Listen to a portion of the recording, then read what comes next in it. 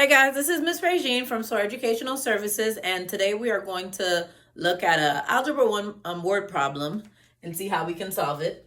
So let's read together. Kaysen is training for a bike marathon. He noticed he rode 4 miles in 16 minutes and, I missed something, and 10 miles in 40 minutes. That's how this was. 10 miles in 40 minutes. Write an equation in slope-intercept form that can determine his time for any given distance. Okay, so we have our numbers here. We see that he rides 4 miles in 16 minutes and 10 miles in 40 minutes. We are also asked to write an equation in slope-intercept form.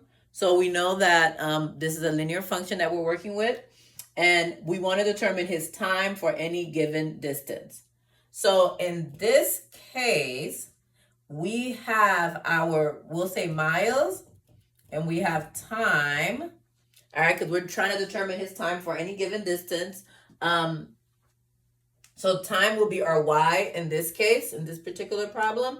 So what we know so far is that he goes 4 miles in 16 minutes, or he goes 10 miles in 40 minutes, and we're trying to write an equation. So now if you saw my previous video where we looked at how we can use a table to write an equation, we can say, well, let's see what's going on here. Let's see what his change in y is. His change in y is that it has increased 24, right? Yeah, 24. And over here, it has increased 6. So if we do, remember, this is our x, this is our y in this problem, because he's looking for his time for any given distance. So we have our change in y over our change in x for our slope, and we have that he has changed 24 minutes over the course of 6 miles. So his time for any given distance is 4. So that's our rate of change in this problem. Another way you can think about it, which if you want to think of our equation distance equals rate times time. Now we can see that his distance, let's say we use where his distance was 10 miles and 40 minutes. Okay, so his time was 40 minutes. Now they're actually, in this particular problem, we're not asked to find his rate. So that's why it's going to be written slightly differently. So, but just for the purpose of this, let's solve for rate. His rate is 1/4. Okay, so that's his rate. He is going 1/4 mile per minute. Now, what we actually need to do is to find the time. So if we were, think about if we were solving a literal equation where we had distance equals rate times time, but they're really asking us to solve for time. So if we're solving for time, we would divide by r. So we get time equals d over r. So let's plug in what we do know from this equation to see how I came up with the slope of 4. So his distance in that what we have is 40.